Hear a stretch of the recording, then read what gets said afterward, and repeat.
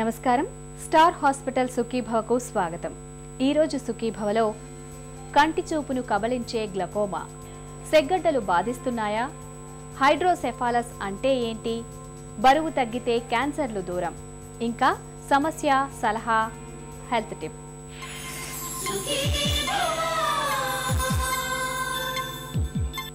Glaucoma, దీన్నే మనం వాడుకలో నీటి కాసుల వ్యాధి అని కూడా పిలుస్తాం. డాక్టర్లేమో ఈ జబ్బును సైలెంట్ థీఫ్ గా పిలుస్తారు. గ్లకోమా జబ్బు గుట్టు చప్పుడు కాకుండా మనకు తెలియకుండానే మన కంటి చూపును దొంగలించుకుపోతుంది. సాధారణంగా గ్లకోమా లక్షణాలు అంత త్వరగా బయటపడవు. గ్లకోమా అని తెలిసేసరికే చూపు చాలా వరకు మందగించిపోయి ఉంటుంది.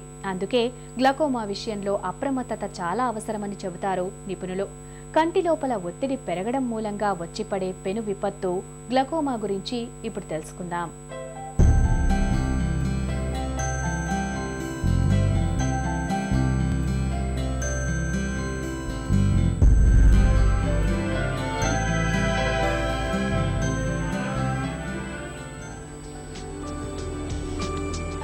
గ్లకోమాను కంటి లోపల ఒత్తిడి మూలంగా పెరిగే నీటి కాసుగా చెప్పుకోవచ్చు.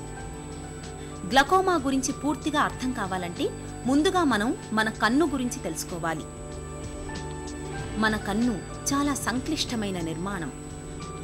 మనకు పూర్తిగా కనిపించని కంటి నిర్మాణాన్ని ఒకసారి చూస్తే ముందు వైపు కార్నియా, మధ్యలో లెన్స్, వెనక వైపు రెటీనా, చివరగా వీటన్నింటినీ మెదడుకు కలుపుతూ దృష్టి నాడి.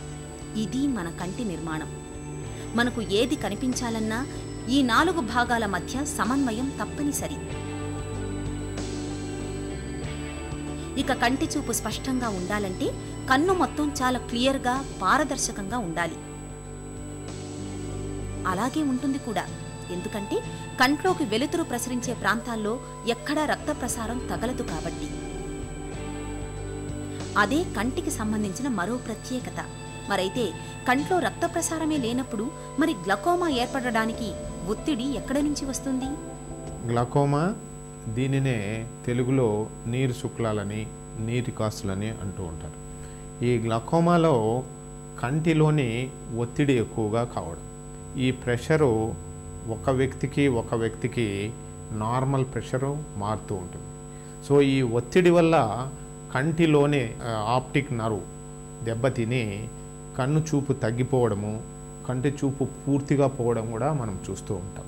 కంటి లోపల యాక్వస్ అనే ద్రవము సర్క్యులేషన్ ఉంటుంది.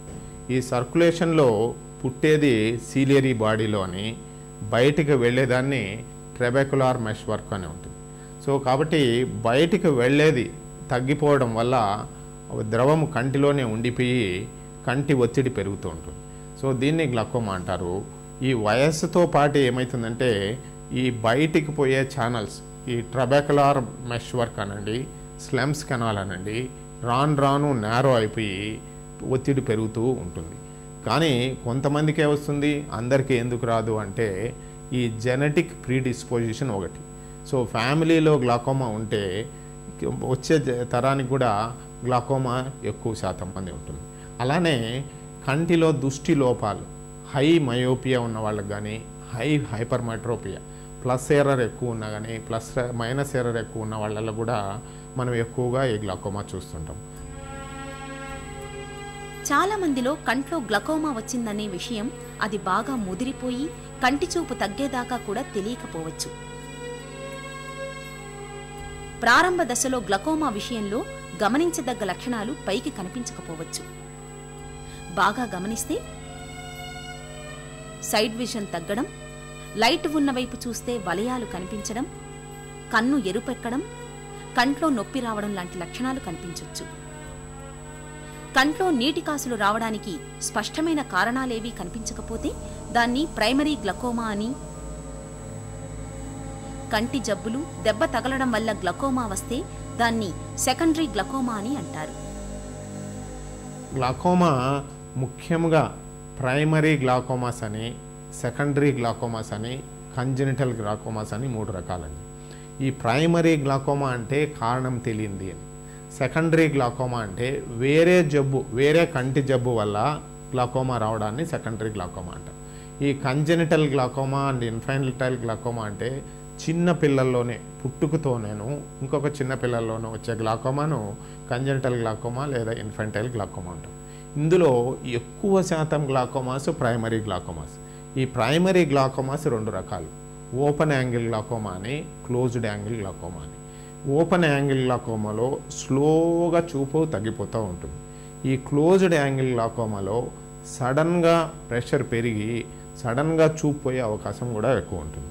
వెరాజ్ క్లోజ్డ్ యాంగిల్ గ్లాకోమాలో చాలామందికి కన్ను కొంచెం ఎర్రబడ్డము, కంటి చుట్టూ నొప్పి రావడము, ఎదురుగా లైట్లు చూసినప్పుడు రింగులు కనపడము, దీన్నే హ్యాలోస్ ఆఫ్ లైట్ అంటాం. కంటి చుట్టూ వలయాకృతంలో డిఫరెంట్ కలర్స్, ఇంద్రధనుసు కలర్ రావడము జరుగుతుంటుంది.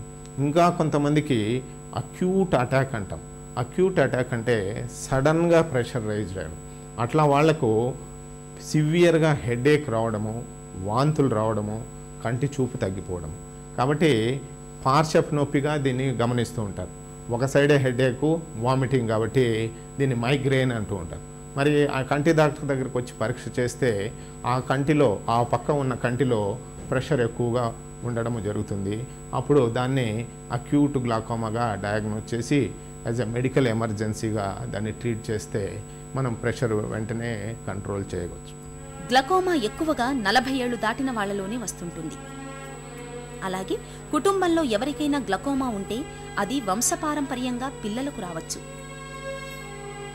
ఇంకా షుగర్, హై బీపీ, హార్ట్ పేషెంట్లకు కూడా నీటి కాసులు వచ్చే అవకాశాలు ఎక్కువే. అలాగే కంటికి దెబ్బలు తగలడం, స్టెరాయిడ్స్ వాడడం వల్ల కూడా గ్లకోమా రావచ్చు.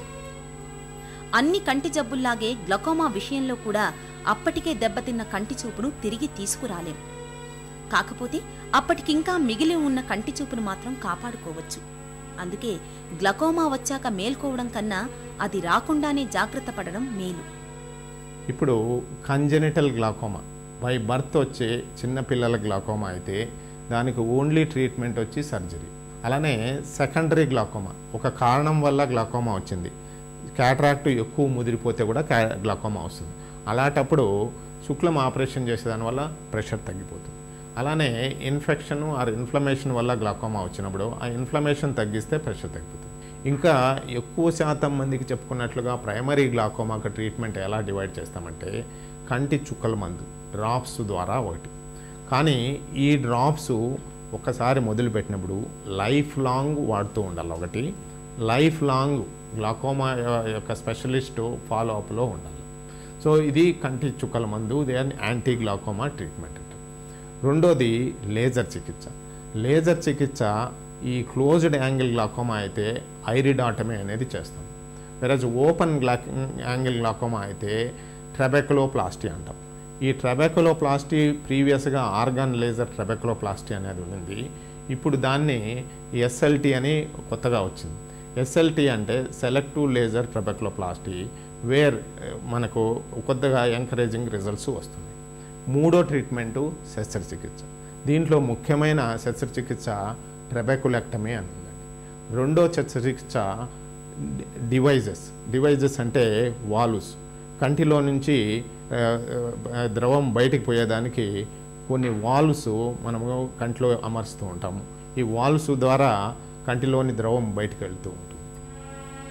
డాక్టర్లు గ్లకోమాను సైలెంట్ థీఫ్ అంటుంటారు. ఎందుకంటే మనకు గ్లకోమా ఉందనే విషయం తెలిసేలోపే అది గప్చుప్గా మన కంటి చూపును దొంగలించుకుపోతుంది. కాబట్టి గ్లకోమాను పూర్తిగా నయం చేయలేం. కాబట్టి దీన్ని ఎంత ముందుగా గుర్తిస్తే అంత మంచిది.